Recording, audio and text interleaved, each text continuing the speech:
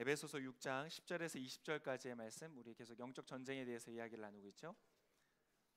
10절에서 20절까지의 말씀을 우리 함께 같이 읽을 때 우리 자리에서 한번 일어나서 같이 읽도록 하겠습니다.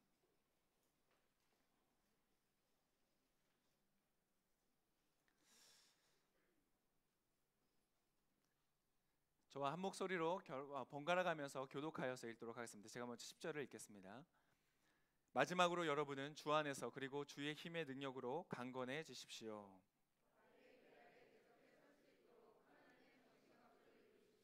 우리의 싸움은 혈과 육에 대한 것이 아니라 권력들과 권세들과 이 어둠의 세상 주관자들과 하늘에 있는 악한 영들에 대한 것이기 때문입니다.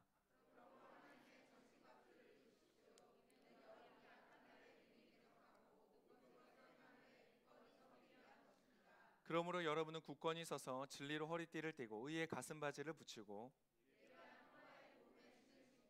모든 일에 믿음의 방패를 가지고 이것으로 악한 자의 모든 불화살을 소멸시키며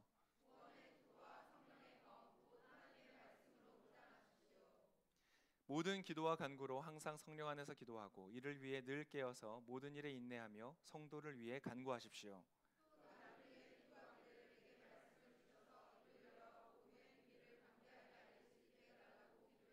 함께 읽겠습니다. 내가 이것을 위해 사슬에 매인 사신이 됐습니다. 그러므로 내가 복음 안에서 마땅히 해야 할 말을 담대하게 말할 수 있도록 기도해 주십시오. 아멘. 옆에 계신 분들 인사하겠습니다. 진리의 허리띠를 띠십시오. 자리에 앉으셔도 좋겠습니다. 저희가 지금 9월 한 달간 영적 전쟁에 대해서 8월 한 달간 서론에 관해서 이제 들었고 9월 한 달 동안에는 이 영적 전쟁에 우리가 준비해야 되는 전신갑주를 하나하나 좀 찾아보게 될 것입니다. 그래서 오늘은 첫 이 전신갑주에 대한 설명 중에서 첫 부분, 바로 진리로 허리띠를 띠우라는 부분을 가지고 말씀을 나누기를 원합니다. 우리 한번 14절의 말씀, 자 13절부터 이제 전신갑주가 나오는데 이 부분부터 다시 한번 되새기면서 13절에서부터 17절까지 말씀을 한번 같이 읽도록 하겠습니다. 시작. 그러므로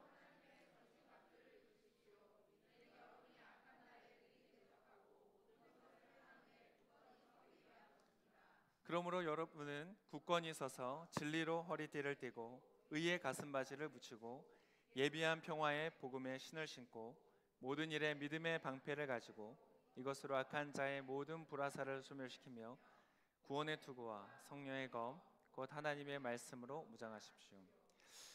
자 이제 영적인 전쟁을 우리가 해야 된다면 무장을 해야 되겠죠. 전쟁에 나가는데 맨몸으로 나갈 수는 없으니까. 그래서 우리가 전신갑주를 입어야 되는데 이제 그 당시에 전신갑주라고 하면 아무래도 바울이 살았던 시대 로마의 그 지배 아래 있었기 때문에 로마의 군사들을 이제 생각하면서 이 전신갑주를 이야기했을 것입니다.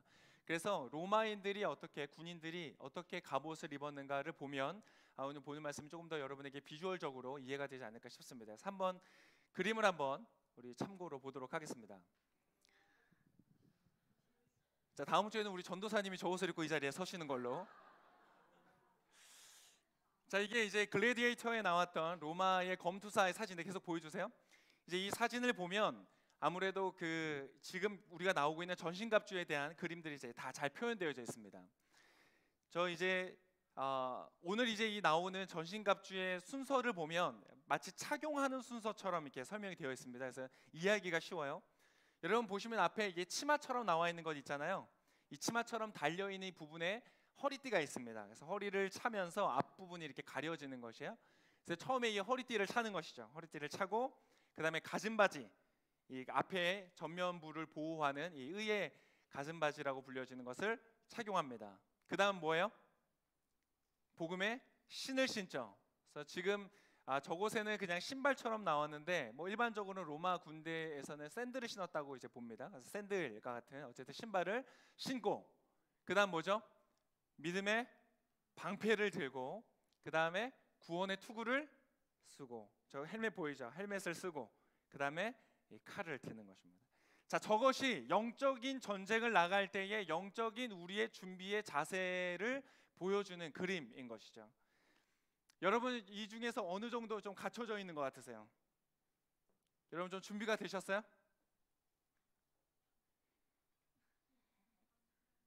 방패 하나, 방패 하나. 그래도 믿음은 자신 있다. 이거.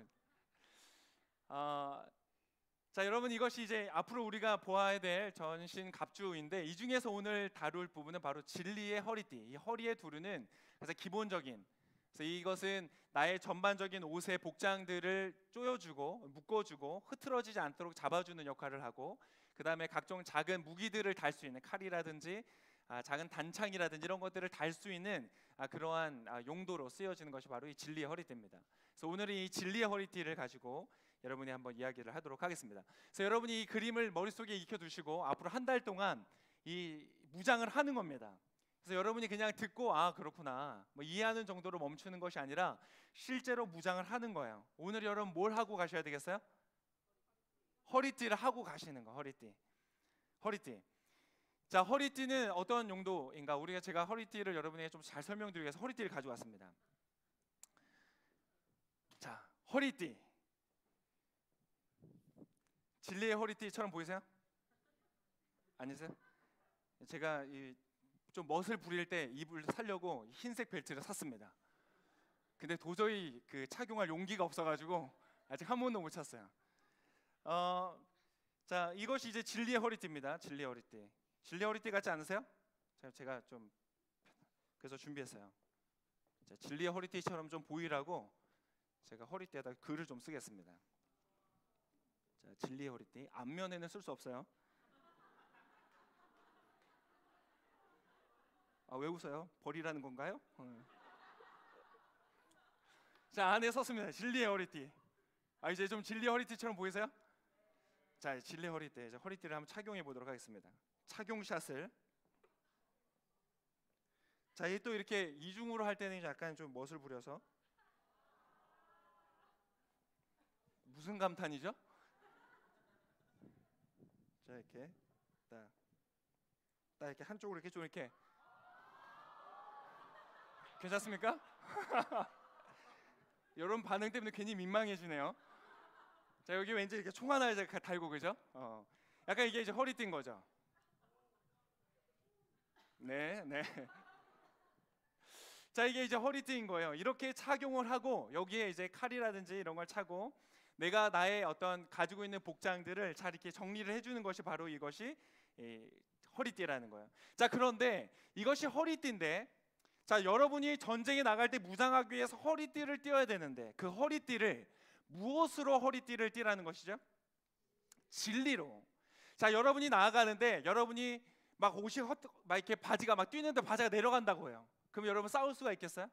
아니죠. 나의 옷을 단정하게 묶어주고 타이트하게 잡아주고 내가 활동할 수 있는 나의 어떤 활동 영역들을 보장해 줄 수 있도록 나의 허리를 묶어주는 역할, 그리고 어떤 내가 순간적으로 필요한 무기들을 꺼낼 수 있도록 그런 무기를 장착할 수 있는 역할의 허리띠를 너희가 띄어야 되는데, 그 허리띠는 무엇으로 띄는 것인가? 바로 진리라는 것으로 너희의 허리띠를 띄어야 된다라는 것이. 벨트 때문에 설교가 눈에 안 들어오시나요? 벗도록 하고. 자, 그러면 진리로 허리띠를 띠라는 말은 과연 어떠한 말인가를 한번 생각을 해보기를 원합니다. 자, 진리라는 것은 무엇이냐? 진리가 무엇이냐를 먼저 좀 이해를 해야 되겠죠. 자, 진리라는 것은 먼저 우리 간단하게 이렇게 한번 설명을 드리겠습니다. 우리 진리라는 것은 어떠한 역할을 하는가를 먼저 말씀드리면, 성경 말씀에 요한복음 8장에 이런 말이 있어요. 너희가 진리를 알지니 진리가 너희를 자유롭게 할 것이다. 진리는 무엇을 하는 것이라고요? 자유롭게 하는 거예요. 마치 우리가 이 허리띠를 떼면 우리의 움직임이 자유로워지는 것처럼 진리를 우리가 알 때에 진리가 우리를 자유롭게 한다는 것이에요. 자, 여러분이 어떠한 진리를 차고 나아가면 여러분 안에 자유함이 오는가? 예를 들면 이런 것들이 있죠. 마태복음 6장에 보면 이런 말씀이 있습니다. 자, 공중에 나는 저 새를 보라. 씨를 뿌리지도 않고 거두어서 창고에 쌓아두지도 않는데 하나님 아버지께서 먹이시지 않으시는가? 그러면서 뭐라고 해? 너희는 새들보다 얼마나 귀하냐? 옆에 계신 분들 말씀해 주세요. 당신은 새보다 귀합니다. 물론 새 종류에 따라서 좀 다를 수 있어요. 희귀 멸종종 이런 거는 아주 중요할 수 있어요. 그런데 새들보다 귀중하다라는 이 하나님의 말씀, 새들도 먹이시는데 너희는 얼마나 중요하겠느냐? 그래서 뭐라고 해요? 먼저 그의 나라와 의를 구하라. 그러면 이 모든 것을 너희에게 더하시리라. 여러분이 만약 이 진리를, 이 하나님의 말씀의 진리를 여러분의 진리의 허리띠로서 굳게 차고 여러분이 세상 가운데 나아간다면 여러분은 무엇으로부터 자유함을 얻게 될까요? 여러분이 앞으로 무엇을 먹고 살아야 되는지, 무엇으로 여러분의 수입을 쌓아야 되는지, 여러분은 무엇으로 여러분의 삶의 생존을 이어가야 할 것인지에 대한 두려움과 걱정으로부터 자유케 되어진다는 거예요. 여러분이 무엇인가를 할 때 자꾸 그러한 것들의 두려움 때문에, 염려 때문에, 걱정 때문에 여러분이 인생에 있어서 이리 왔다 저리 왔다 흔들릴 필요가 없이 마치 주저함이 없고, 고수들은 보니까 잔 행동이 없는 거예요. 아주 꼭 필요한 행동만 나가는 것이죠. 여러분의 삶은 그렇게 심플하게 움직여지는 것이에요. 여러분, 이 허리띠를 가지고 가시기를 축복합니다. 두 번째는 뭐 이런 것들 있죠. 시편 139편에 보니까 하나님이 나를 만드신 것이 너무나 기묘하고 오묘하고 신묘막측합니다 라고 돼 있어요. 우리가 만약 하나님의 형상을 따라 지음 받았다는 진리를 차고 간다면 이 시대 수많은 사람들이 겪고 있는 무의미와 무가치와 허무로부터 우리는 자유하게 되는 것이에요. 나의 인생은 도대체 무슨 의미가 있을까? 아무 의미가 없는 것 같아요. 사람들이 나에 대해서 안 좋은 말을 할 때, 내가 사랑했던 사람들로부터 차였을 때 마치 우리의 가치가 손상되고 무너지는 것 같은 그러한 마음들이 생겨지는데, 이제 그러한 다른 사람들의 반응과 상관없이 나의 마음이 하나님의 형상을 따라 지음받은 정말 귀하고 아름다운 존재라는 것을 깨닫게 되는 것이에요. 여러분이 진리의 허리띠를 띠고 가시겠어요? 얼마나 좋은 것이에요. 시편 119편에는 뭐라고 고백하고 있냐면, 주의 말씀은 내 발의 등이요 내 길에 뭐라고요? 내 길의 빛이라고 말하고 했어요. 이것을 진리의 허리띠로 띠고 가는 사람들은 하나님의 말씀을 귀히 여길 것이고, 그 말씀을 따라 빛과 등의 영향을 받기 때문에 더 이상 혼란과 무질서와 장애물들로부터 자유케 되어지는 거예요. 내 앞에 인생 가운데 놓여져 있는 지금 나의 이 선택들과, 내 앞에 놓여져 있는 어떤 유혹들과, 내 앞에 놓여져 있는 많은 어떤 인생의 길 가운데서 내가 어디로 가야 되는지 주의 말씀을 통하여 가르침을 받기 때문에 혼돈과 무질서와 혼란이 없다는 것이에요. 여러분, 진리의 띠를 여러분 띠실 수 있기를 축복합니다. 마지막으로 이거 하나 더 말씀드리면, 마태복음 24장에 보면 하나님께서 어떻게 하실 것인가, 마지막 때에 하늘에서 구름을 타고 이 땅에 다시 오실 것이다. 그분이 모든 가려졌던 것을 드러내실 것이고, 모든 감춰져 있는 것을 하나님께서 심판하실 것이다. 여러분, 이 진리의 허리띠를 띠고 간다면 내가 이번 한 주간을 살아가는데 사람들이 내가 열심히 노력하고 수고했는데 알아주지 않는 거야. 내가 열심히 수고하고 성실하게 했는데 사람들이 그걸 몰라주고 오히려 내가 오해를 받고 내가 오히려 누명을 쓰고 잘못된 일을 경험할 때에도 우리가 낙심하거나 좌절하여서 믿음의 길을 벗어나지 않고 세상과 타협하지 않고 이 진리의 허리띠가 내 안에 있을 때에 우리는 그런 모든 두려움으로부터 자유케 되어진다는 것이죠. 할렐루야. 여러분, 얼마나 많은 진리의 허리띠를 하나님께서 공급하시는지 알겠죠? 우리가 실제로 싸우고 있는 싸움들과 우리가 실제로 수많은 경우에 졌기 때문에, 지기 때문에 내 마음의 기쁨을 잃어버리고 평강을 잃어버리고 사랑할 마음을 잃어버리고 그것을 빼앗겨버린 채 마치 전쟁의 포로가 된 것처럼 그냥 어떤 슬픔과 두려움과 염려와 걱정과 불안함에 사로잡혀서 살아가는 것처럼 살아가는, 자유를 잃어버리고 살아가는 때가 얼마나 많냐.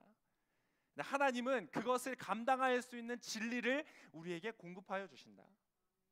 할렐루야. 네, 그러한 진리의 허리띠를 띠시기를 축복합니다. 자, 그런데 오늘은 제가 이제 설교를 준비하면서 어떠한 진리의 허리띠로 여러분의 오늘 허리를 띄우고 보낼 것인가를 고민을 하는데, 오늘은 이 말씀을 통해서 조금 더 깊은 자리 가운데로 더 나아가기를 원해요. 여러분은 성숙하셨기 때문에, 할렐루야. 네, 이미 인생의 많은 것들을 경험하신, 그죠? 30대 이상의 주류인 우리 길공동체에게 성숙했기 때문에 여러분 한 단계 더 깊은 곳으로 나아가기를 원해요. 여러분 준비되셨어요? 자, 첫 번째 우리가 말씀드리기를 원하는 것은, 여러분, 그런데 진리라는 것은요 지식이 아니라는 거예요. 진리는 지식이 아니에요. 지식이라는 것은 굉장히 매력적인 것이죠. 그래서 이 시대에 많은 사람들이 이 지식을 추구합니다. 그래서 어떤 문제가 생겼을 때 누구에게 찾아가요? 내가 감정적인 정서적인 문제가 생겼어요. 그럼 누구에게 찾아가요?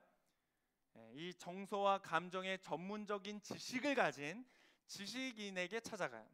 내가 재테크를 해야 되겠고 투자를 해야 되겠는데 어디에 투자를 해야 될지 모르겠어요. 누구에게 찾아가요? 저에게 오시겠어요? 제가 기도하고 알려드릴까요? 여러분, 우리가 그럴 때 찾아가는 사람들 역시 전문적인 지식이 있는 사람들을 찾아가는 거예요. 우리는 지식을 굉장히 중요하게 생각하는 지식사회를 살아가죠. 이거 보니까 저희 어린 아이들 때부터 이것이 이미 중요하더라고요. 저희 두 아들이 있는데 이 아이들이 주로 많이 싸워요. 첫째 아들과 둘째 아들이 많이 싸우는데 제일 많이 싸우는 게 무슨 싸움인가 봤더니 지식 싸움인 거예요. 너 이거 아냐는 거야. 너 이거 아냐? 너 이거 알아 몰라? 근데 이제 첫째에 비해서 둘째가 나이가 많이 어리기 때문에 첫째는 이제 12살이고 둘째는 7살이에요. 그러니까 이제 차이가 많이 있죠. 첫째가 밥을 먹어서도 더 많이 먹었고 책을 읽어서 더 많이 읽었기 때문에 둘째가 늘 밀려요. 근데 이제 대화를 들어보면 제가 듣기에도 약간 우스울 때가 많은 거죠. 그러니까 어느 날에는 이제 이 태풍이 최근에 지나갔잖아요. 이제 태풍이 지나가면서 두 아들이 태풍에 관해서 서로 대화를 나누는 거예요. 이제 둘째가 아는 척을 하는 거죠. 나 좀 안다는 거예요. 형, 태풍 알아? 태풍? 태풍 엄청 세다? 어디서 본 거예요? 어디서 이 책을 보든 뉴스를 들었대. 어쨌든 태풍이 세다는 걸 들었어. 세다? 그러면 이제 첫째는 어때요? 와, 너 그런 거 어떻게 알았어? 이렇게 반응하지 않죠. 야, 당연하지. 당연하지. 그리고 뭐라고 하는지 아세요? 야, 너 얼마나 센 줄 알아? 그 둘째는 센 건 아는데 얼마만큼 센 건지는 잘 몰라요. 그래서 그럼 근데 둘째도 모른다고 할 수가 없어요. 밀릴 수가 없는 거야. 당연하지, 알지. 아마 차보다 셀걸? 이 대화의 수준이에요. 그러면 저희 첫째 아들도 태풍이 얼마나 센지 사실은 잘 몰라요. 그런데 이 첫째 아들이 둘째 아들보다 더 알고 있는 게 있어요. 뭔지 아세요? 둘째가 모른다는 걸 알고 있어요. 그러니까 자기들끼리 첫째는 이렇게 얘기하는 거예요. 뭐 차보다 셀 거. 야, 무슨 소리야? 차보다 훨씬 세지. 비행기보다 더 셀걸? 미사일보다 더 셀걸? 이게 이제 첫째 아들의 반응인 거예요. 이제 그때에 계시가 나타나는 것이죠. 아빠의 임재를 통하여서 정리를 해주는 거예요. 얘들아, 태풍은 말이야 이 히로시마에 떨어졌던 원자탄보다 1만 배가 더 세대. 여러분 아셨어요? 모르셨죠? 자, 이걸 제가 이렇게 구체적으로 설명을 해주면, 제가 알고 있는 지식을 말해주면 아들들 어떻게 할까요? 그렇구나. 여러분, 어릴 때부터 보니까 이 지식이라는 것이 중요하다고 생각하는 것 같아요. 아는 것이 힘이라고 생각하는 것 같아요. 그래서 서로 아주 싸우는 거예요. 자, 지식이라는 것은 굉장히 중요하죠. 가치가 있어요. 그래서 많은 사람들이 지식을 추구해서, 심지어는 요즘에 그런 책들도 나왔잖아요. 폭넓은 대화를 위한 얕고 넓은 지식.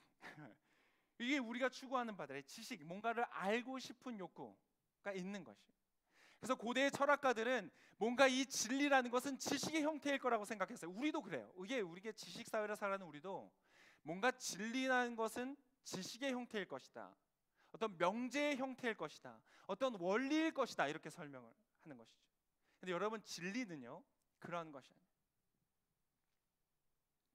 자, 여러분께서 특정 지식을 알고 있다고 해서 여러분이 진리를 알고 있다고 말할 수가 없다는 것이에요. 여러분이 기독교의 진리를 우리가 가르치는데, 기독교에 있는 몇 가지 특정한 교리를 안다고 해서 여러분이 진리를 아는 것이 아니에요. 자, 여러분이 예수님에 대해서 아마 들어보셨을 거예요. 예수님에 대해서 배웠어요. 예수님은 하나님의 아들이시고 이 땅에 오셔서 십자가에서 죽으시고 부활하셨어요. 그러한 몇 가지의 사실, 이것을 우리가 신학적으로는 기독론이라고 말합니다. 여러분이 기독론을 안다고 해서 여러분은 진리를 아는 것이 아니에요. 수많은 사람들이 기독론에 대해서 알고 있어요. 그 지식이 있어요. 그러나 그들의 삶은 여전히 자유롭지 않고, 그들의 삶은 더 이상 진리에 대해서 헌신하지 않고 진리의 길을 걷고 있지 않은 것을 보는 거예요. 여러분이 뭐 예수님께서 다시 오셔서 심판하실 것이라는 것을 여러분이 안다고 할 수 있어요. 종말론에 대해서 아는 것이죠. 근데 종말론에 안다고 해서 여러분이 진리를 알고 있는 것은 아니에요. 자, 진리가 지식이 아니기 때문에 지식을 통해서 진리를 검증할 수도 없어요. 우리가 착각하는 것 중에 하나. 우리가 지식을 쌓고 쌓아가면은 그 끝에서 우리가 진리를 발견할 수 있을 거라고 생각해요. 그러니까 사람들이 가장 작은 단위의 이 세상을 구성하는 가장 작은 단위는 무엇일까? 정말 모든 곳에서 통할 수 있는 원리는 무엇일까? 그것을 찾으면 진리를 찾을 거라고 생각해요. 여러분 그렇지 않아요? 여러분, 내가 진화론을 과학적으로 입증하고 논증했다고 해서 그것이 곧 무신론이다, 하나님이 존재하지 않는다, 진리라는 것은 존재하지 않는다, 모든 것은 우연의 산물이라고 결론을 내린다면 그 사람은 굉장히 합리적인 것처럼 보이는 세상 속에 우리가 살지만, 이 시대에 여러분 무신론과 진화론이 합쳐지면서 굉장히 강력한 힘을 발휘하고 있는 거 아세요? 제가 몇 번 설교한 것처럼 세대 구성주의라고 해서 명백한 진리와 사실이라는 것은 존재하지 않고 그냥 우리가 동의한 그것이 가치이다, 그냥 우리가 다 동의하니까, 우리가 그렇다고 해주니까 그것이 중요하다고 말하는 그러한 사조가 여러분 전 세계를 휩쓸고 있어요. 모든 지식인 층에서. 여러분 근데 그것은 옳지 않아요. 여러분 이것이 지식이라고 한번 생각해 봅시다. 우리가 지식의 끝에서부터 끝을 향해 가는 거예요. 하나를 배우고 둘을 배우고 셋을 배우고 넷을 배우고 백을 배우고 천을 배우고 만을 배우고 억과 조를 배우고 수많은 빅데이터를 통하여서 천재적인 AI가 이 세상에 어떤 인간도 가질 수 없었던 지식을 가진 AI가 나타나서 이 모든 것을 다 깨닫고 지식의 끝에 간다고 할지라도 거기에서는 하나님을 발견할 수가 없다. 왜요? 하나님이라는 영원하신 그분은 이 지식에 비하면, 인간이 쌓을 수 있는 지식에 비하면 무한한 것이기 때문에, 그분의 무한함에 비하면 우리가 가진 지식이라는 건 아무리 대단하다고 해도 보잘것없는 티끌과 같기 때문에, 하나님은 우리의 지식의 끝에 계신 분이 아니에요. 그 지식을 지나 지식에 넘어서 계시는 분이시라는 거예요. 그래서 우리가 지식을 통하여서 하나님의 진리의 여부를 검증하려고 하고 파악하려고 하는 것은 굉장히 어리석은 일이에요. 그런데 오히려 그곳에서 지식을 추구하는 사람, 그리고 내가 안다고 생각하는 사람, 실제로 중요하죠.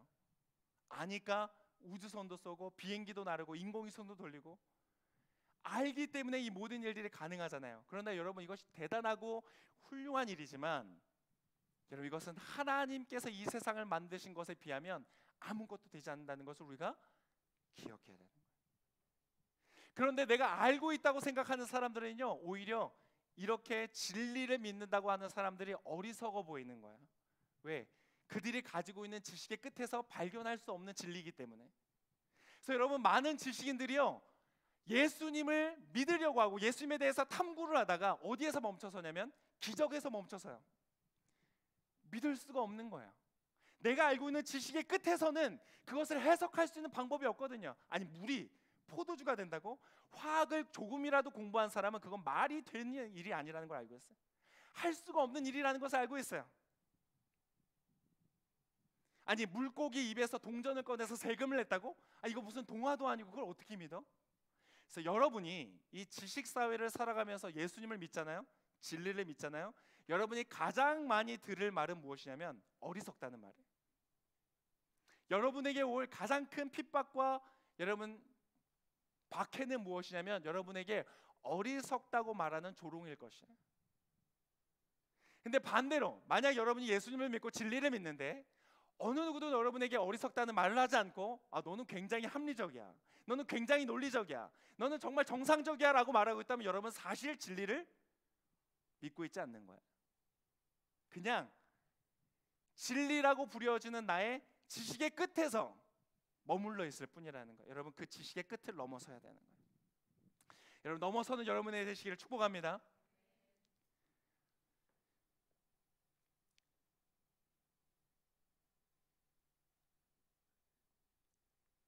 그래서 여러분이 하나님을 믿고 하나님을 따라갈 때에도 동일한 현상이 있습니다. 여러분이 하나님께서 여러분을 통하여 이루기를 원하시는 일들을 바라볼 때, 여러분 하나님께서 여전히 여러분의 인생을 향하여서 놀라운 계획을 가지셨다는 것을 믿으십니까? 정말 믿으세요? 제가 그 차세대에서 있을 때에 한 중학생이 하는 얘기를 듣고 제가 충격을 받은 적이 있어요. 중학생이 자기는 바이올린 키우는 걸 좋아한대요. 그래서 아 그래 너 정말 훌륭한 바이올리니스트가 될 수 있어, 열심히 해봐. 그랬더니 그 아이가 저한테 이렇게 얘기했어요. 목사님, 전도사님, 전 늦었어요. 야 무슨 소리야, 너 아직 중학생이고 너 앞으로 할 수 있는 날이 많아. 아니에요. 제 친구들은요 벌써 초등학생 때부터 시작했어요. 5살 때부터 시작했어요. 걔들에 비하면 저는 너무 늦었어요. 더 이상 할 수 없어요. 여러분 혹시 목이 메이네요.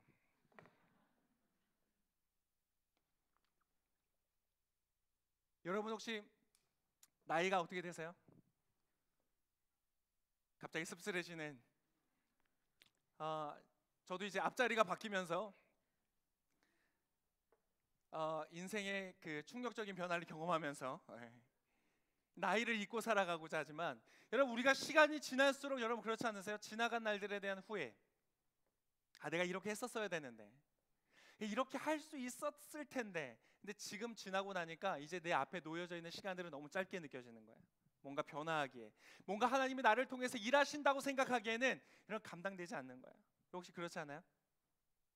여러분 하나님이 여전히 나를 통하여 놀라운 일을 행하실 수 있다고 말하면서도 어쩌면 내가 가진 지식의 울타리 안에서만 허용하고 있는 것은 아니세요?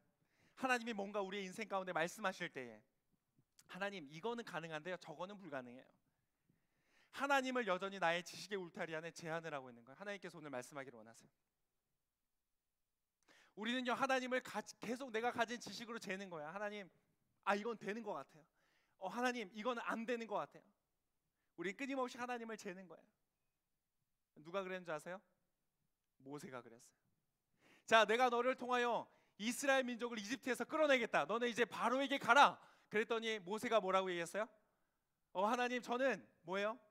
말을 잘 못하는 사람이에요. 혀가 둔한 사람이에요. 제가 그 사람에게 가서 말해서 그들을 끌어낼 수가 없어요. 그가 가진 지식으로 돼 보니까 자기는 할 수 있는 사람이 아닌 거예요. 여러분 그때 모세가 몇 살이었어요? 그때 모세가 몇 살이었어요? 80살. 혹시 여기 80살 지난 분 계세요?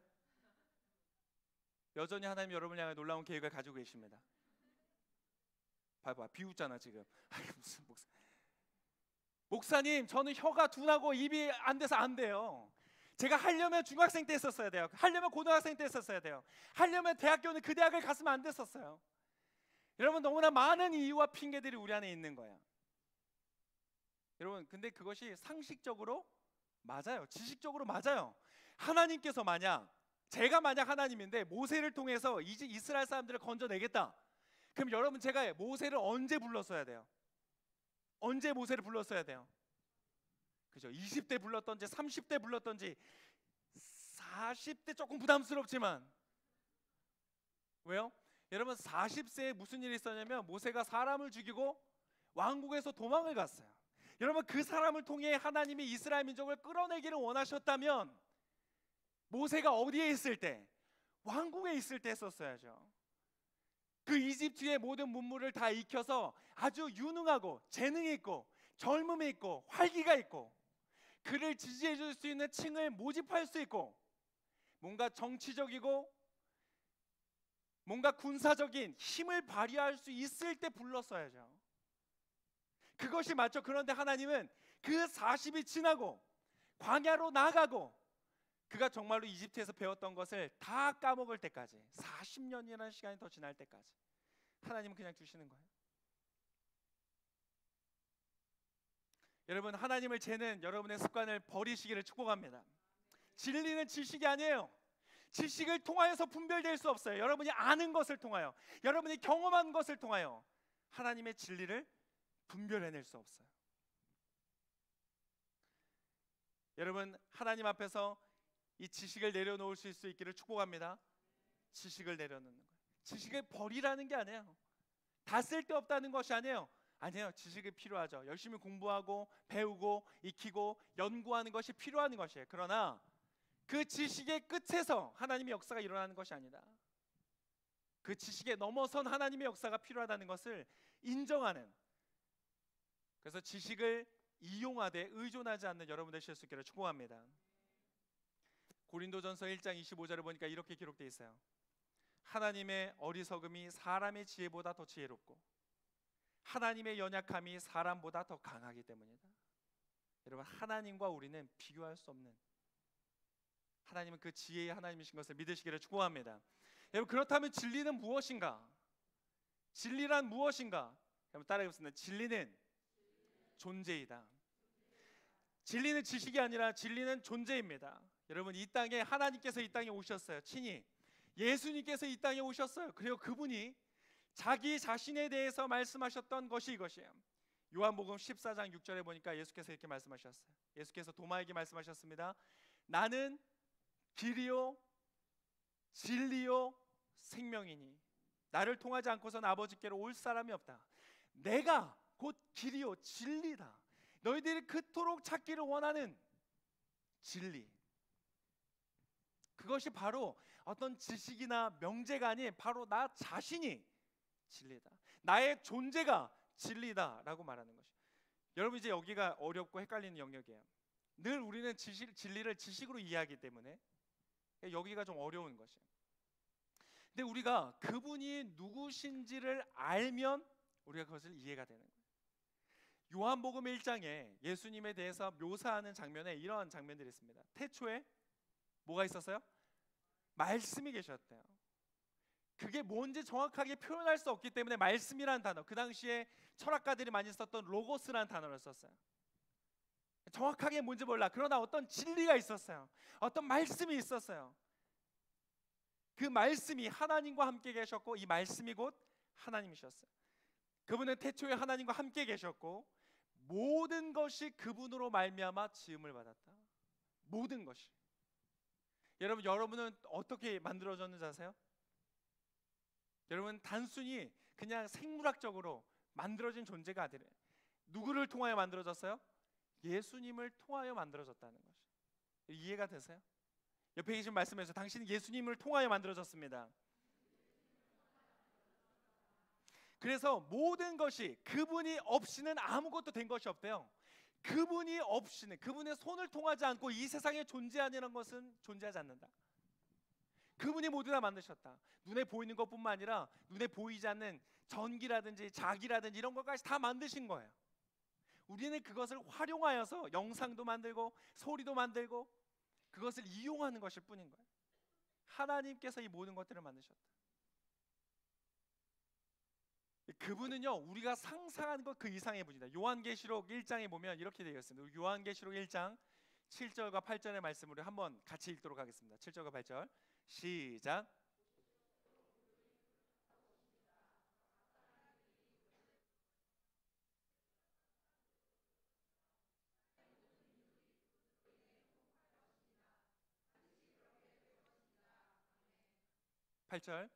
주 하나님, 지금도 계시고 전에도 계셨고 앞으로 오실 분이신 전능자께서,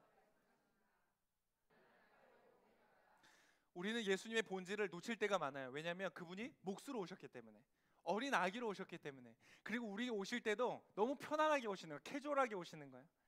막 우리가 뭔가 거대하게 막 어디가처럼 3000배를 하든지 아니면 뭔가 고행을 하든지 그래서 만나시는 분이 아니고, 그냥 우리가 죄 가운데 있을 때도, 그냥 일상 가운데 있을 때도, 아무 생각 없이 앉아 있을 때도 그냥 그분을 찾아오세요. 그러니까 우리가 그분의 본질을 놓칠 때가 많아. 근데 여러분, 예수님은 그런 분이 아니세요. 그분의 본질은 뭐예요? 모든 것이 그분으로 말미암아 지음을 받았다. 그분은 전에도 계셨고 오늘도 계시고 앞으로도 영원히, 그분은 다시 오실 전능자이시다. 모든 민족이, 땅의 모든 민족이 그를 보게 될 것이다. 여러분, 우리가 생각하는 것 그 이상의 끝이, 그는 알파요 오메가다. 모든 것의 시작점이고 모든 것의 끝이시다. 여러분, 그분이 그래서 진리가 되시는 거예요. 이 세상에 존재하는 모든 것들이 그분으로 말미암아 시작되었고 그분으로 말미암아 끝날 것이기 때문에 그분의 존재가 진리라는 것입니다. 여러분, 그래서 진리를 안다는 것은요, 여러분, 그냥 지식을 아는 것이 아니에요. 여러분이 그 예수님에 대해서 안다고 해서 아까 말한 것처럼 예수님의 그 존재가 진리이시기 때문에 예수님에 대해서 아는 것이 진리를 아는 것이 아니에요. 이것을 다르게 표현하면 구약에서는, 히브리적 사고에서는 안다라는 말이요, 어느 정도의 의미냐면 남자와 여자가 갖는 성적인 결합을 말할 때 안다라는 단어를 써요. 그래서 창세기에 보면 아담이 하와와 동침하여서 함께 잠을 자서 아들을 낳았다라는 기록에 보면, 개역 개정에 보면, 그러니까 원어에 보면 아담이 하와를 알았더니, 안다라는 단어를 쓰는 거예요. 그래서 성경에서 말하는 안다는 것은요, 사실 경험적이고 체험적이고 관계적인 것이에요. 그래서 그것은 연합을 의미하는 거예요. 내가 무언가를 안다는 것, 즉 우리가 진리를 안다는 것은 그냥 예수님에 관하여 아는 것이 아니라 그분과 연합되어지는 것을 안다고 말하는 것이에요.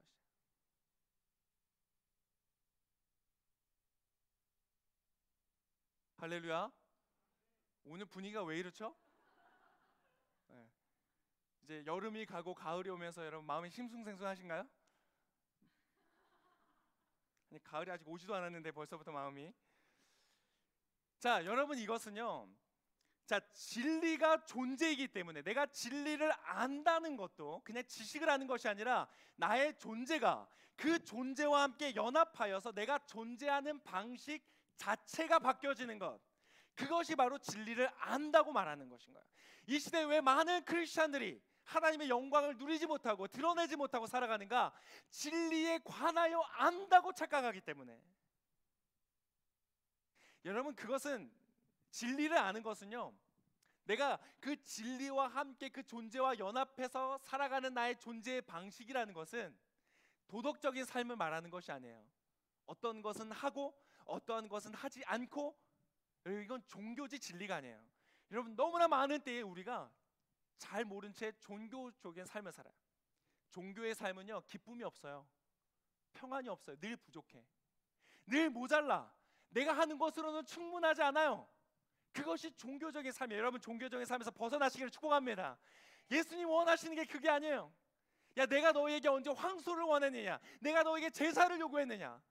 내가 너에게 원하는 것은 그러한 것이 아니다. 종교적인 행위, 도덕적인 행위를 원하는 것이 아니라 뭘 원하세요? 너희의 뭘 원해요? 마음을 원한다고 주님 말씀하시잖아요. 이거는 누가 하는 말이에요? 살아가는 연인끼리 하는 말이에요. 야, 난 너의 돈도 필요 없고 너의 학력도 필요 없고 너의 집안도 필요 없어. 나는 너를 원해. 할렐루야. 이미 중학생 때 접었나요, 그 꿈은? 여러분, 정말로 우리가 원하는 그 사랑, 정말 원하는 그 연합, 그 원하는 정말 우리를 자유케 하는 진리, 그것은 여러분 다른 곳에 있지 않고 예수님께 있어요. 할렐루야. 여러분 결혼은 구원이 아닙니다. 갑자기 무슨 말이에요? 여러분, 많은 사람들이요, 결혼을 구원이라고 생각해요. 그전에는 취업이 구원이었어요. 높은 연봉에 잘 받는 것이 구원이었어요. 그 전에는 좋은 대학 가는 것이 구원이었어요. 거기만 되면 내 영혼이 만족할 것 같은 거예요. 그래서 여러분 결혼하면서 뭐라고 말해요? 그 유명한 제리 맥가이어 영화 혹시 보셨어요? 아, 못 보셨어요? 제리 맥가이어의 그 유명한 영화를 못 보셨구나. 저보다 조금 잘생긴 탐 크루즈 형이 나와요. 자, 탐 크루즈가 찍은 영화에서 굉장히 유명한 그 대사가, 나중에 살아간 여인을 찾아가서 뭐라고 말하냐면, 나를 complete me 이렇게 말해요. 나를 어떻게 해달라고요? 나를 완성시켜줘. 여러분, 많은 사람들이 그렇게 고백하면서 결혼해요. 그런 사람을 찾아요. 나를 만족시켜줄 사람, 나를 완성시켜줄 사람. 그게 뭐예요? 구원을 바라는 거예요. 나를 구원해줄 사람을 찾는 것이에요. 여러분, 구원자는 이 세상에 존재하지 않습니다. 그는 당신을 구원할 수 없어요. 당신도 그를 구원할 수 없어요. 그죠? 내가 나 자신도 구원이 안 되는데 지금 어떻게 다른 사람을 구원하겠어요? 여러분, 많은 사람들이 그렇게 우리의 인생의 어떤 것을 향하여 쫓아가는 거예요. 여러분, 진정한 구원은 거기서 오지 않고 바로 예수님으로부터 오는, 왜? 그분이 진리이시기 때문에. 할렐루야. 여러분, 그래서 진리는 무엇이냐? 진리의 허리띠를 두른다. 진리로서 허리띠를 두른다는 말은 무엇이냐? 여러분이 어떤 특정 지식을 얻어서 돌아가면 여러분이 무장되어지는 것이 아니에요. 진리로 나의 허리띠를 두른다는 것은요, 오히려 지식이 아닌 자세와 같은 것이에요. 진리는 자세인 거예요. 따라하겠습니다. 진리는 자세이다. 이것은 내가 존재하는 방식이 어떤 것, 이걸 가장 잘 보여주는 그림이 무엇이냐면 포도나무에 비유인 거야. 예수님은 포도나무고 나는 뭐예요? 가지인 거예요.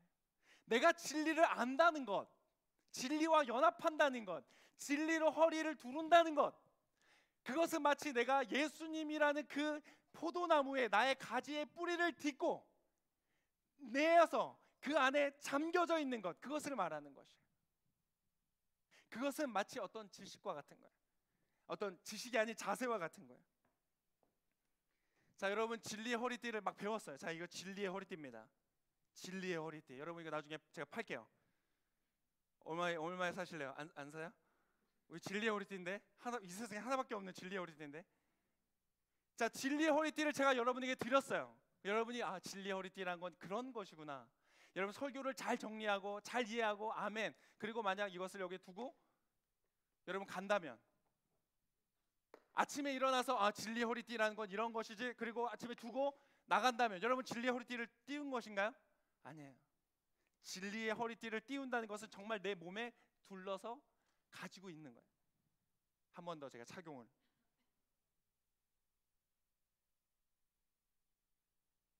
어려워서 그만두겠습니다. 자, 허리띠를 차고 내가 가는 것이에요. 허리띠는요, 내가 칼처럼 싸우다 잃어버릴 수 있는 그런 것이 아니에요. 내 안에, 몸 안에 늘 붙어 있는 것이에요. 이것은 자세와 같은 것이에요. 내가 진리로 허리띠를 띠고 살아간다는 것은, 영적인 전쟁 가운데 나아간다는 것은 내가 나의 진리 되시는 존재, 그 진리의 존재가 되시는 그 예수님과 연합되어져 있는 상태로서 존재하는 것이 바로 진리의 허리띠를 띄운다는 뜻이라는 거예요. 여러분 이것을 우리가 놓치고 살아간다면 여러분 진리의 허리띠를 띄어야 된다는 말씀은 수없이 들었지만 진리의 띠를 한 번도 두르지 않고 인생을 살아가는 것 같은 것이 되는 거예요. 여러분 진리의 허리띠를 띄우시는 여러분 되시기를 축복합니다. 아는 것이 아니라 그분으로 나아가는 것이에요. 여러분 예수님께서 말씀하셨어요. 그래서 포도나무와 가지의 비유를 설명하시면서 너희가 내 안에, 내 말이 너희 안에 거하면 이 사람은 과실을 많이 맺는다고 했어요. 여러분 과실을 많이 맺으실 수 있기를 축복합니다. 그러기 위해서 우리는 그분 안에 거하는 것입니다. 그분이 내 안에 거하시는 거예요. 여러분이 아침마다 일어나서 다음 한 주간을 살아가면서 진리의 허리띠가 여러분 안에 띄어져 있기 위하여 아침마다 일어나서 예수 그리스도를 바라보시는 여러분 되시기를 축복합니다. 그분은 진리 그 자체이신 분이에요. 진리 그 자체이신 분이에요. 이 모든 우주 만물이 그분으로 말미암아 지음 받았어요. 그분이 다스리시는 거예요. 나의 오늘의 인생을 인도하시는 분도 그분이세요. 진리를 내가 연구하고 내가 깨닫고 아는 것이 아니라 진리가 나를 붙들어가고 진리가 나를 인도해가고 진리가 내 안에서 역사하는 것이에요. 여러분 신앙생활의 주체가 바뀌어지시기를 축복합니다. 아침마다 여러분 그 하나님의 은혜를 구하는 것이 진리이신 예수님, 모든 것의 창조자이신 예수님, 그분의 인격이 오늘 나의 삶에 개입하시고 역사하시도록 나는 그분과 함께 연합하여서 그분의 말씀을 따라 살려고 하고 그분의 인도하심을 따라가려고 하고, 때때로는 죽을 것 같지만 하나님 그거 테스트하세요. 훈련시키세요. 예수님께서 원하시는 길은 이 길인데 너무 위험해 보여, 너무 무서워 보여. 내가 이걸 선택하면 사람들이 나를 조롱할 것이 분명해요. 어리석다고, 비상식적이라고, 비논리적이라고 나를 우습게 여길 것이 분명해요. 그러나 우리는 그 길을 걸어가야만 해요. 왜? 그것이 진리이기 때문에. 지식의 끝에서 하나님을 만날 수 없기 때문에. 거기에서 포기하고 앉으면요, 하나님은 여전히 우리를 사랑하실 거예요. 하나님은 여전히 우리를 축복해 주실 거예요. 그러나 우리는 그 진리 되신 주님과의 연합 가운데 들어가지 못할 것이에요. 그럼 영적 전쟁 속에 있을 때 우리는 늘 풀어진 허리춤을 가지고 엉거주춤하게 서서 그 모든 공격 가운데 우리는 감당해내지 못할지 몰라요. 여러분 예수 그리스도 그 진리 되신 주님을 인하여 여러분 허리에 띠를 띄우시는 여러분 되시기를 축복합니다. 여러분 그것을 위하여 오늘 이 시간에 정해진 시간이잖아요. 이 시간에 주의 말씀에 귀를 기울였던 것처럼 예수님을 향하여 나아가는 것이, 이 시간 이 자리에서 여러분 예수님을 향하여 나아가셔야 돼요. 그냥 여러분 제 설교를 듣고 이해했고 동의한 것으로 충분하지 않아요. 그것으로 여러분의 인생 가운데 역사가 일어나지 않아요. 그분이 여러분의 인생 가운데 들어오셔야 돼요. 그분이 여러분의 영혼 속에 들어오셔야 돼요. 그분이 여러분 안에서 역사하셔야 돼요. 여러분이 알고 내가 해야지 해서 이루어지는 것이 아니에요. 그분이 여러분 안에 들어가셔서 그분이 여러분 안에서 살아가실 때에 연합이 일어날 때, 그때 여러분 진짜 영적인 승리를 누리는 하나님의 용사와 같이 설 수 있게 되어지는 것이에요. 여러분, 그 예수 그리스도 앞에 뿌리를 내리고 진리로 허리띠를 띠고 돌아가신 여러분 되시기를 축복합니다. 이 시간에 같이 기도하겠습니다.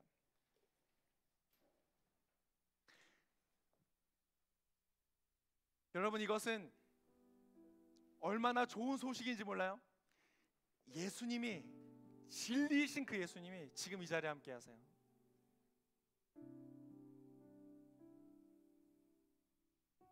여러분, 실감이 나지 않는데요, 여러분, 그분은 우리 사장님보다 크신 분이라고 했잖아요. 그분은 우리 대통령보다 크신 분이에요. 그분은 나에게 와서 인스타그램에서 좋아요를 눌러줄 수 있는 100만 명의 사람들보다 훨씬 더 크신 분이세요. 의미가 있고 가치가 있고 놀라우신 진리이신 그분이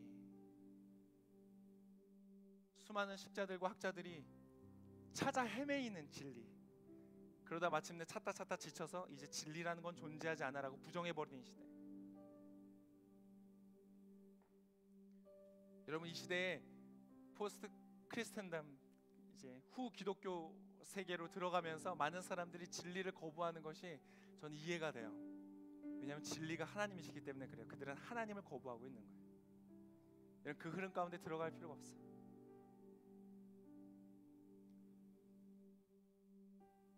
여러분, 그 예수님께서 이 시간 이 자리에 함께하고 계십니다. 여러분의 기도에 귀를 기울이세요. 그분은 여러분을 도우실 준비가 되어 계세요. 이 시간 그분이 여러분의 기도 가운데 반응하여 주시고 여러분이 구할 때에 여러분 안에 들어가셔서 여러분의 허리를 붙들어 주실 거예요.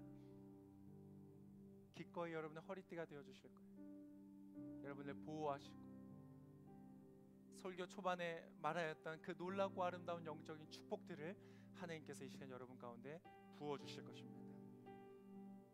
이 시간 그 예수님을 향하여 우리 한번 기도하며 나가십시다. 예수님, 오늘 그 진리이신 분, 그 진리의 자체가 되시는 분, 그 예수님 앞에 이 시간 나아갑니다. 예수님, 오셔서 오늘 말씀처럼 내 안에 오셔서 나의 영혼 속에 임재하여 주셔서 내 안에 주여 새롭고 아름다운 주의 역사를 이루어 주시옵소서. 진리의 역사를 이루어 주시옵소서. 우리 함께 주여 한번 외치고 통성으로 기도하겠습니다.